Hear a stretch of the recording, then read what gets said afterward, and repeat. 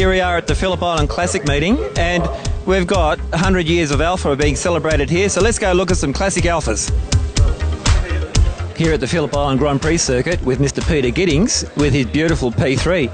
Peter, welcome again. I know you're here every year and you bring out magnificent cars each year for us to salivate over. Tell us about the P3. This is chassis number 5006, which means it's the 6th car built.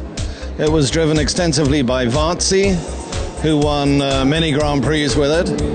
As you've said, it's a Tipo B Type P3, 1931. The design was laid down in 1929, 1930. I know you bring out beautiful cars each year for us to look at, and in your collection I know you've got the Whitney Straight Maserati and 8C Alfa Romeos. What do you think you'll bring out next year for us to look at? Well, that's a year away. Well, bank manager and God willing, who knows? Maybe the Maserati 250F. Everyone seems to like that here. And that particular car, 2523/2501, actually won your Grand Prix in the hands of Sterling Moss in 1956. So perhaps we'll bring that back. That's a very famous car, yeah. And just out in front of us, we have an 8C35 belonging to Peter Greenfield from the States. Tell us about that car. Yes, this is a much later car. It's a Tipo C 8C35, as you say. And this was Alfa's first attempt with streamlining, independent suspension, albeit with a dreaded swing rear axle. A 3.8 litre engine. These are 3.2, the car I'm sitting on now. So 375 brake horsepower compared with about 245. Hydraulic brakes, extensive use of magnesium.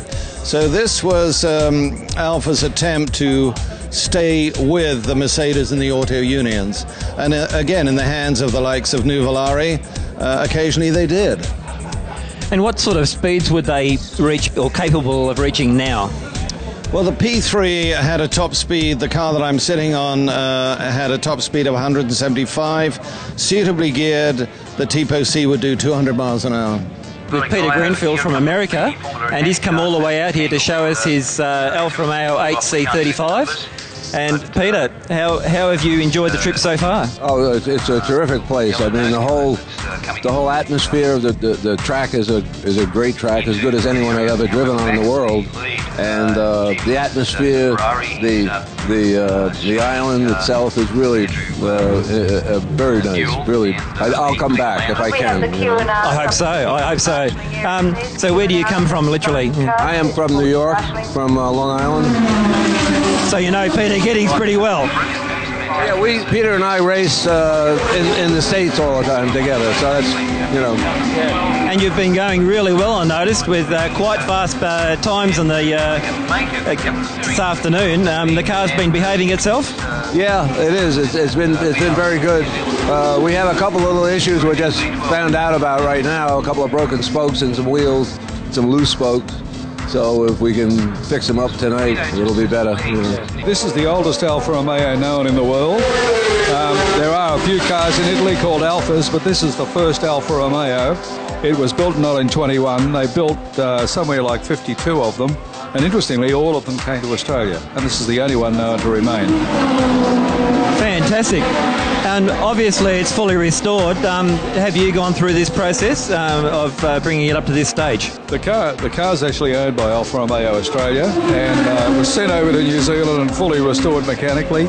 And I've been asked to run it down here over 3 weekends. And it's a big car. It's 6.5 litres, 4-speed gearbox. And we've been seeing around about 70 miles an hour on the speed on the main straight here today. Fantastic. And how have you been enjoying your experience down at Phillip Island with this car? Oh, fantastic. I mean, this is very special. It's the centenary year of Alfa Romeo, so it's a very, very special year for Alfa. Of course, the factory have the 159 race car here, but this particular car, the fact that it's here, you know, Neville Crichton, the managing director of Alfa Romeo, wanted it to compete, and we're very excited about being able to bring it down and trust it with it. Gordon has brought from England. Correct, yeah. this fantastic TZ1 Alfa Romeo, which I have never seen before, certainly never down under. Tell us about the car. The car is, as you say, a 1964 Alfa Romeo TZ1. It was the only car that found its way to South Africa. I don't believe any actually came down to Australia or New Zealand in period. And it raced in club racing in South Africa with reasonable success for half a dozen years or so, and then it was bought by another guy who modified it and hotted it up a bit and raced it some more, and then in the 70s, early 80s it came back to Europe. It was bought by a collector who then did things like the big tours, Tour Auto, and all the stuff that you can do kind of around Europe these days. So it was only about 3 years ago that I picked it up with the objective of racing it. So the value of the car in England, what are we talking here? Because I know Nick Mason's got one. Yeah, there's a few big collectors have got them because they're kind of felt to be one of the best cars to learn in, because they really are racing cars, even though they're quite light and low powered. You know, on a good day, maybe £300,000. So, you know, $500,000 Aussie, $500,000 plus, I guess. We've got the job of driving this beautiful Tipo 33-3 Targa Florio car that came second in the 71 Targa Florio to the sister car. Tell us about this car. Again, fantastic car to drive. Great history. Alfa Romeo, obviously it's 100 years of Alfa Romeo this weekend. Brilliant car, absolutely great. This is a 3-litre V8 car. In its day, it raced the Targa Florio race around Sicily. And these guys used to race through people's streets right next to their houses and their doors at ridiculous speeds, up to 170 mile an hour. It's just a crazy race that doesn't run anymore, obviously. The Alfa Romeo Museum has very kindly allowed this 159 Alfa to leave the country to come and visit Australia. Now we've got Damien, who's going to introduce the team to us, who's responsible for the car. Damien.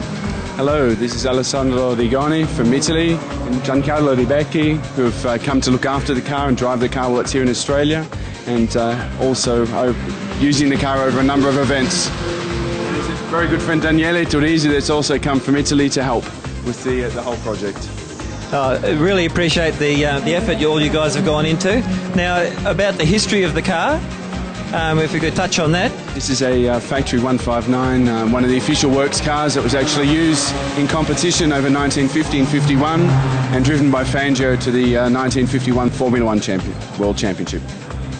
Now, Sandro, what is it like to drive? Come senti a guidare?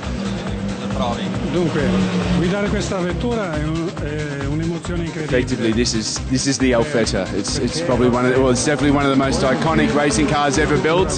It is very hard to describe what it is to be in such a car, but furthermore, it's actually Fangio's car. It's very difficult to describe. It's incredibly emotional on that front, but on a technical front, it's an incredibly powerful and potent car. And what is the mechanical layout and the horsepower of the car at the moment? It's basically a 1500cc motor. This is the most incredible aspect of the car. It's basically an engine that's been developed by Alfa Romeo. It represents effectively 30 years of racing at the highest level. At the moment, somewhere between 425 to 450 brake horsepower, depending on the mixture. And that in itself is an incredible achievement, let alone the fact that it was done in 1950. All 159s are actually 158s, which were developed, and they became 159s in 1950 and 1951. It's one of the most important pieces of Italian design, engineering, and artifacts. It has a power and a force that transcend any value, anything. It's priceless.